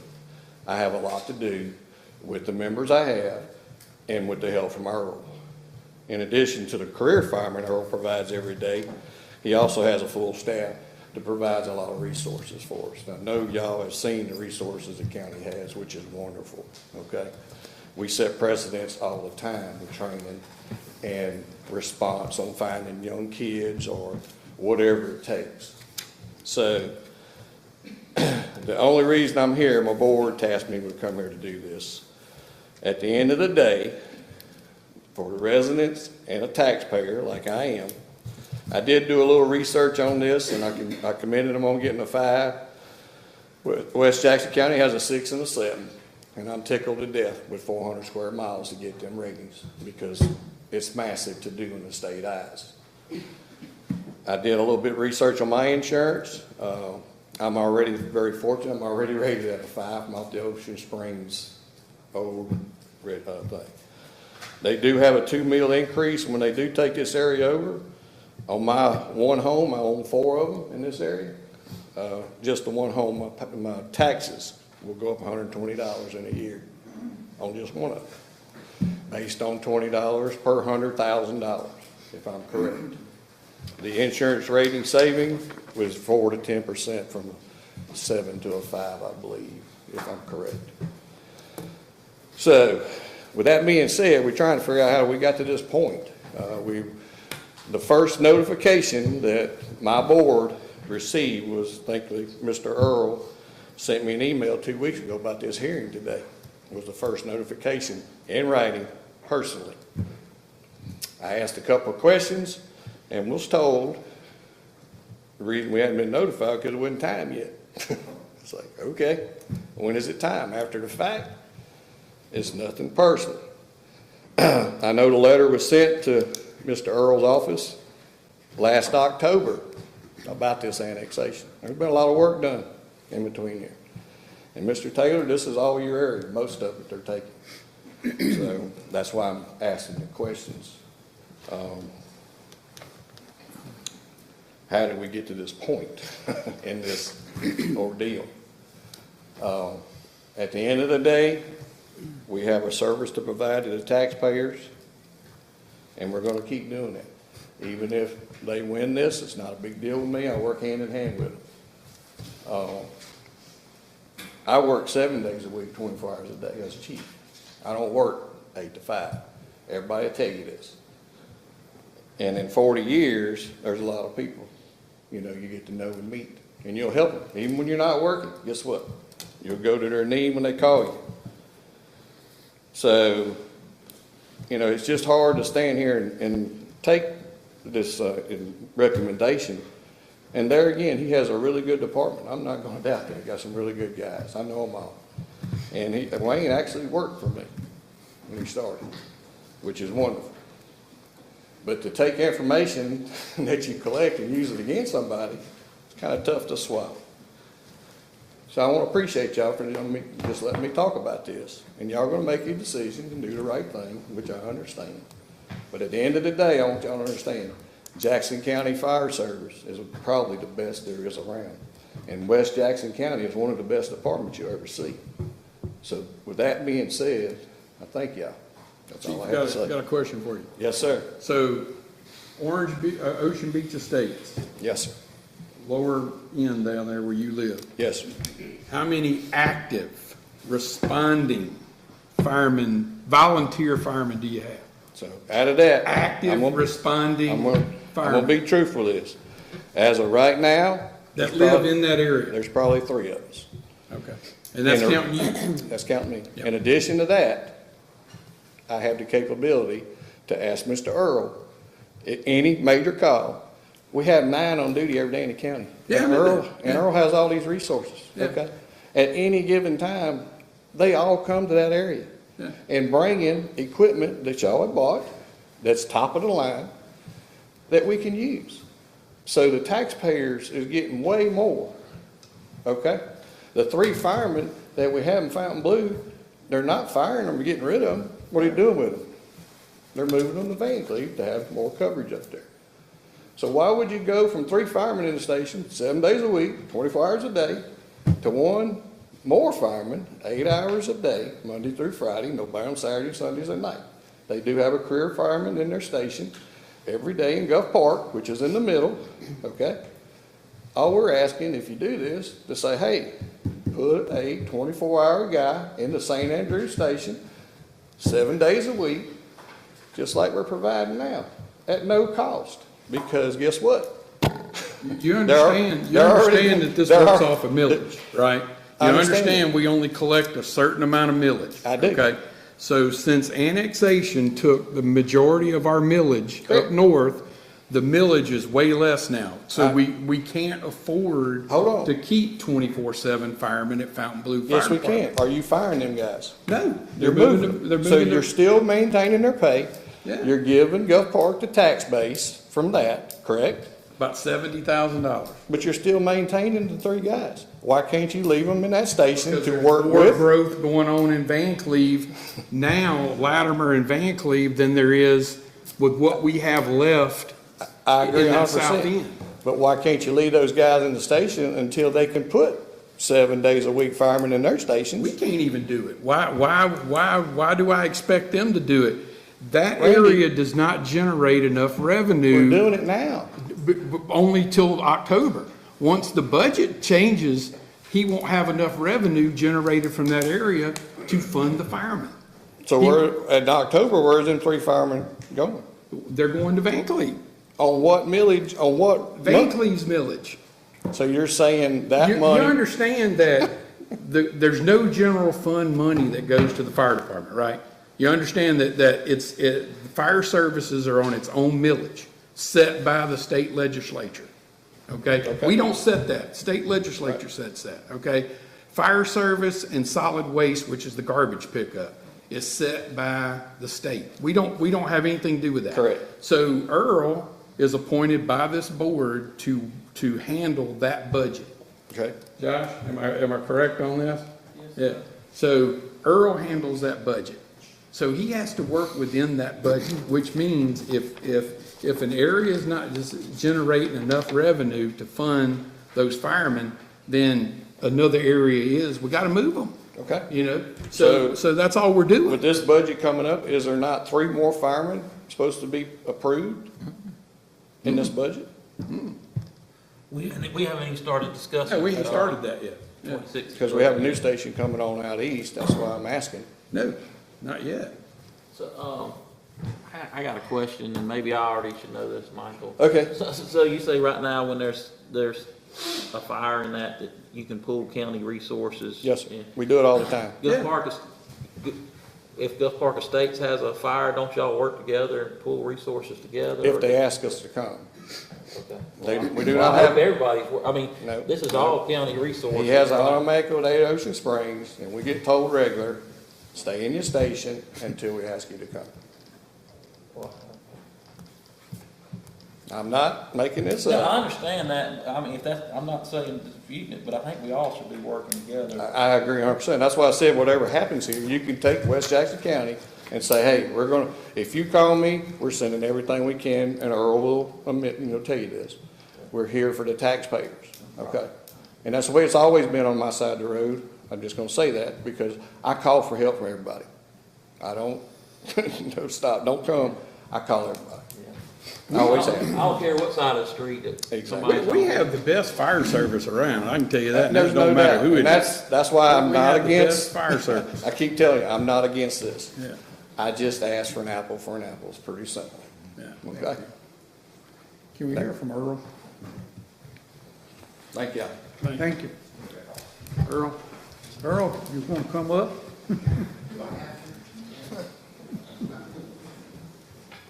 Let me say something while he's coming up. It was mentioned that most of this is in District 3, which It is.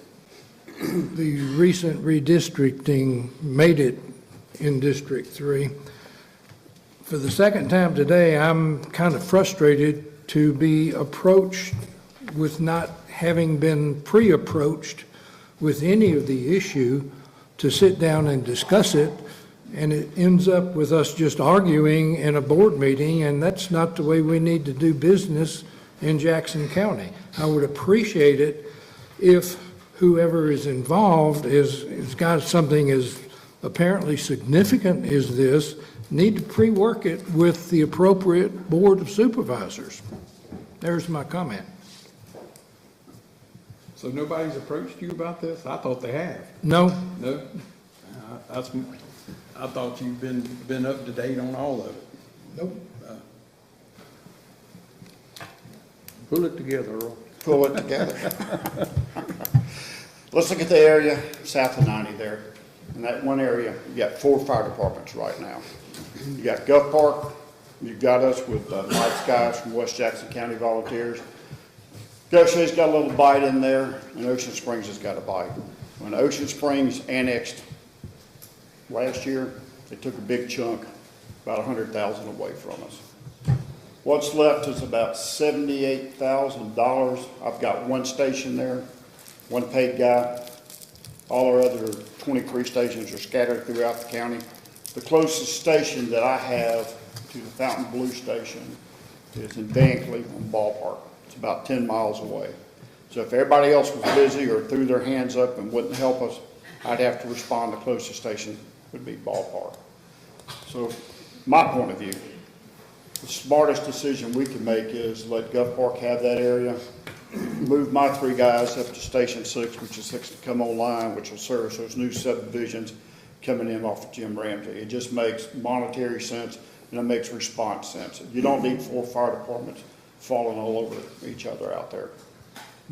Okay. And if Ocean Springs annexes again, well, we're gonna lose another bite of money. So, and what's your future plans for Fountain Blue Fire Department? Fountain Blue Station, I'm gonna turn that into a mechanic shop.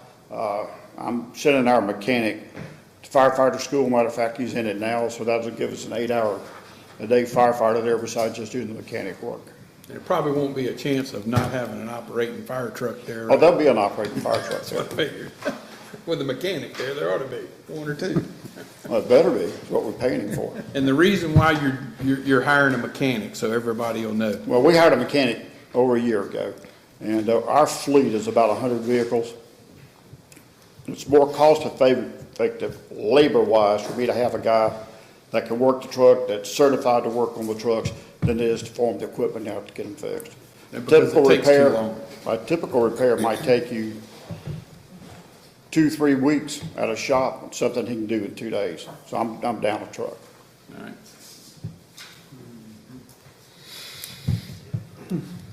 Well, Earl, there's varying opinions obviously on this, but I mean, the most important thing is we all work together, right? Everybody. We always work together. Everybody, taxpayers. We have never had a problem between any of the fire departments in the county. We all work together.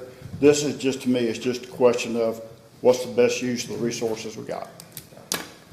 We're all under the same mutual aid agreement with all the We cities. love everybody, Yeah. and everybody loves us. Yep.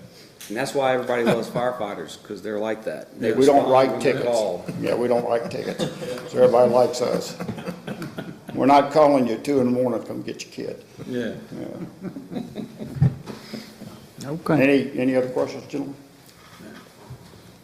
I don't think so. Thank you, Earl. I just want to clarify one thing on one of the other things.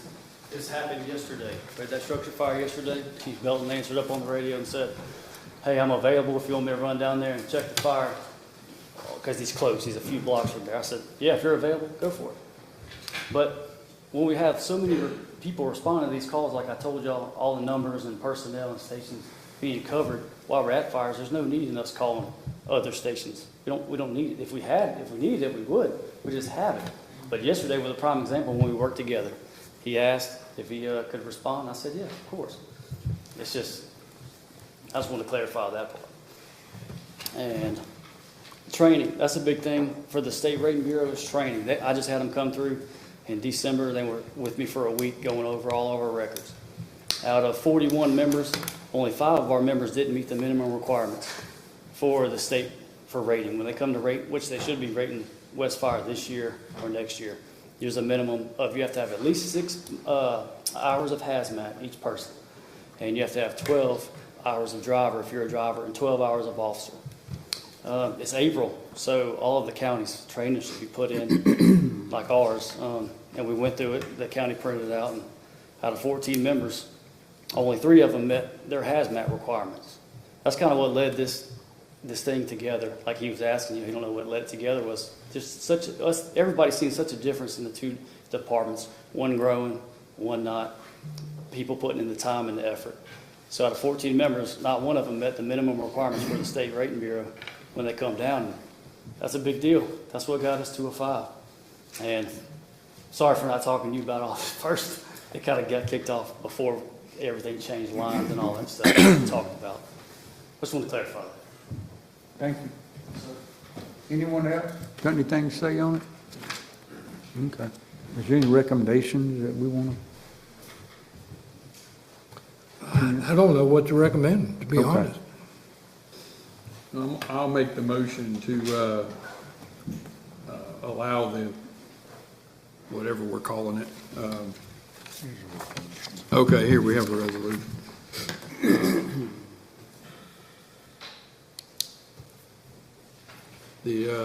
I'll make a motion to expand the fire protection district of Gulf Park Estates, St. Andrews into the Jackson County, current Jackson County district. Now, just south of 9, correct? Yeah, just south of 90, not the area north, just the 2 areas south. That's what you recommended, isn't it, Earl? Yes, sir. Okay. It looks like it's more than 2 areas, though, kind of the way it's broken up. Is there a small area there? I think that's Shell Landing. Shell Landing? Yeah, there's a little bitty triangle kind of. Yeah, I see it. Everything south of 90. You're south of 90, correct. Attached to this resolution is a legal description. Is that a road there? It was sent to our office. Okay. Yeah, now I haven't sketched it out, but I'm assuming that Yeah, I this legal think it is, description is Troy. correct. Yeah. Eric put that together for us. Okay. Okay. We have a motion by Mr. Beausarge. I second. Okay. I have a second by Mr. Morris.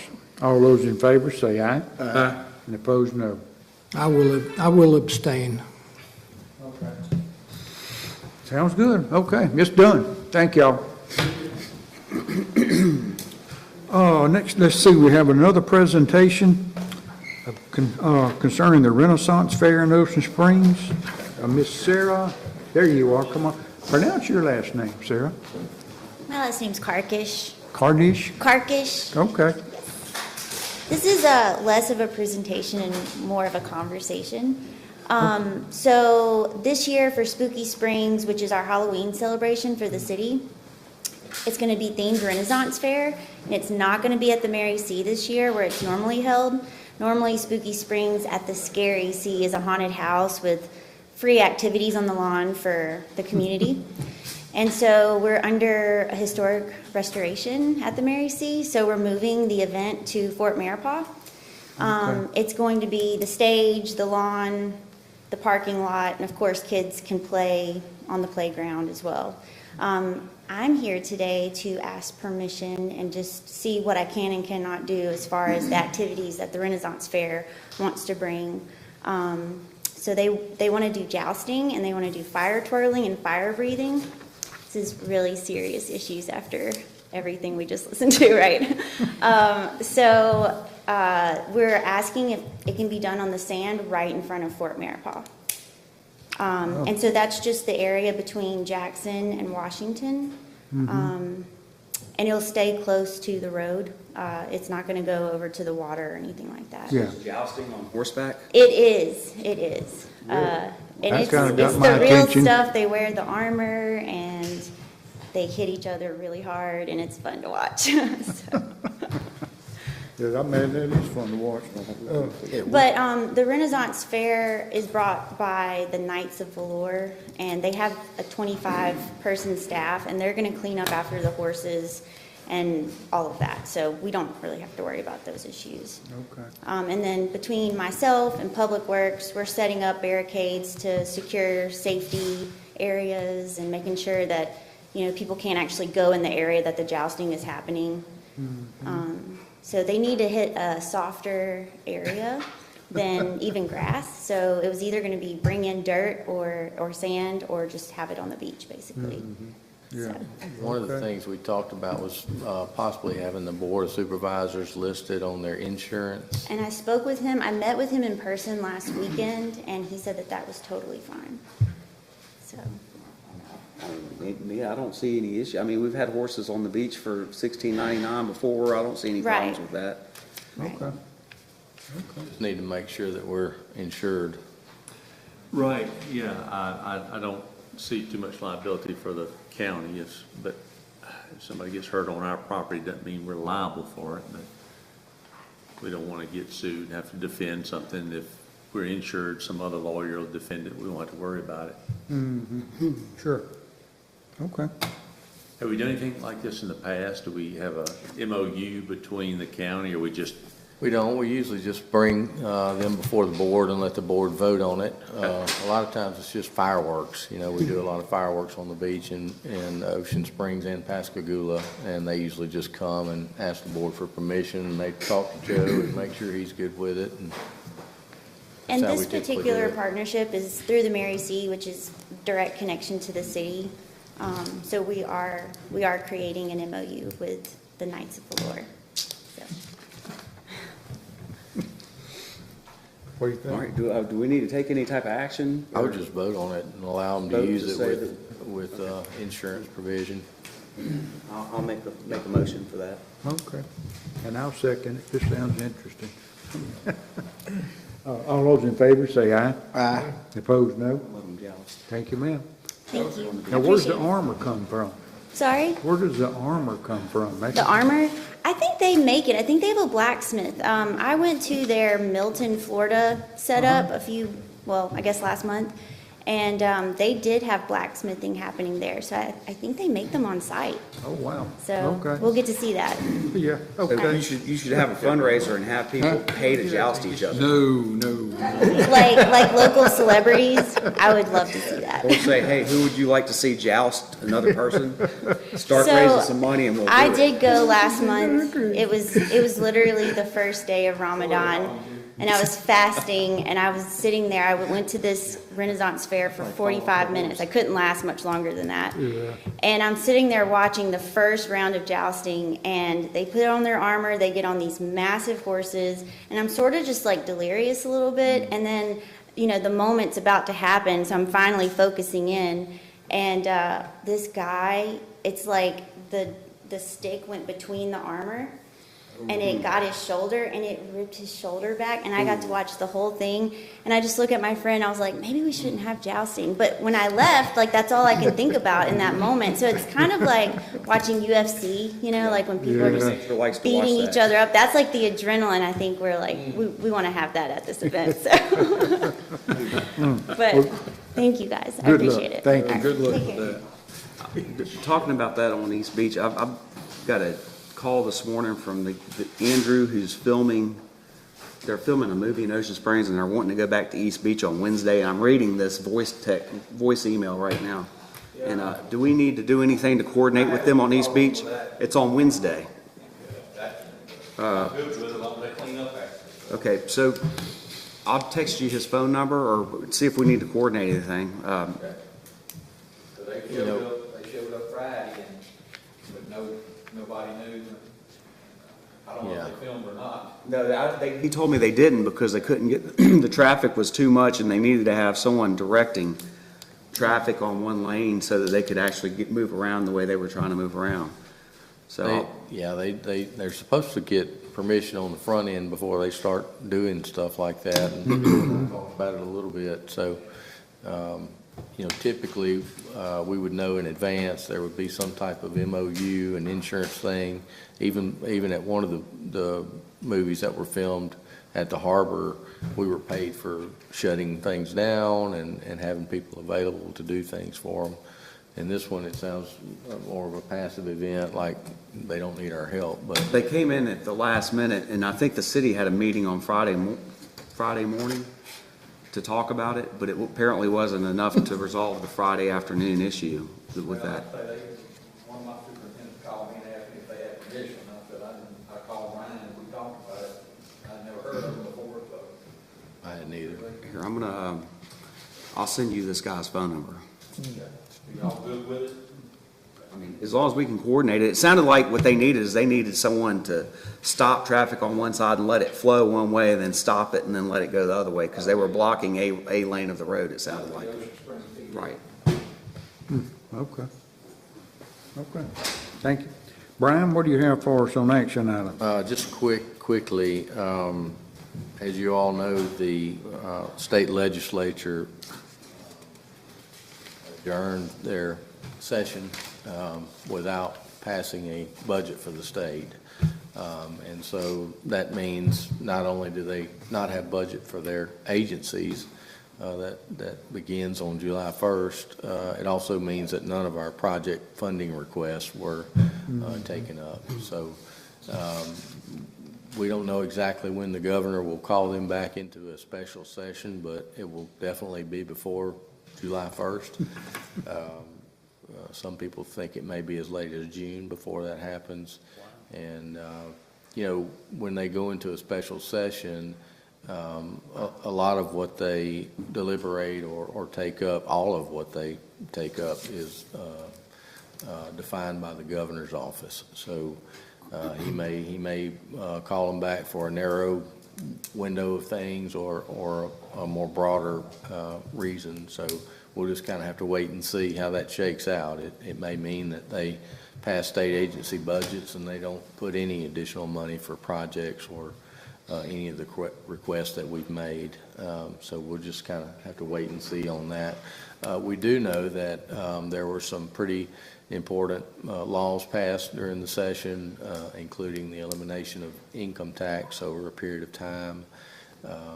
Manning McPhillips, our contract lobbyist, will be here at the next meeting and will give you guys a full blow-by-blow account for what happened during the session.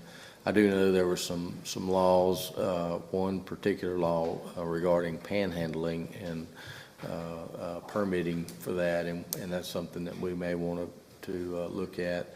Saw that one on the list you always send. And we'll need to decide if we want to charge for that and set up a program for getting permits for that. Also, some restrictions on camping on public properties, sidewalks, alleyways, parks, those kind of things. Were also in there. And we did have some results that came out of the judicial redistricting, which I'll let Manning cover most of it, but paired us with George County after the next election for Chancery judges, and then in the 2031 election, it would be Jackson County by itself. And as far as circuit goes, I think we're going to be, after this next election, it'll be Jackson County only. And there may be some additional judges that get put with Jackson County. But I'll let Manning talk more about that. But I think we had a lot of input on important legislation that was passed. I think we had a lot of input on important legislation that was killed. That didn't make a lot of sense for Jackson County. And then on the federal side, we are looking at scheduling a trip to D.C. I talked with Mr. Cummins about that last week. It'll be a narrow group, only a couple of issues, and that looks like it may happen in the week of May 19th. So we're starting to plan for that. So that is it. That it? Thank you, Brian. Appreciate it. Brings us down to supervisor items. I didn't have anything. Mr. Morris? Mr. Taylor? No, sir. Mr. Ross? Nothing. And Mr. Bossard? No. All right. That brings us down to closed session. We get a motion to see if enter. Yeah, Mr. Cummins, we have three things to go into closed session to determine whether or not we want to go into executive session. One is the pending litigation between Jackson County and George County. The other is some legal advice I would like to discuss with you regarding potential litigation involving Jackson County School District. And then Mr. Fulton has a prospective location of business in Pascagoula to discuss. Okay, could I get a motion to enter into closed session for those items? So moved. A motion by Mr. Morris. All right, I will second. All those in favor say aye. Aye. Opposed, no. Very good.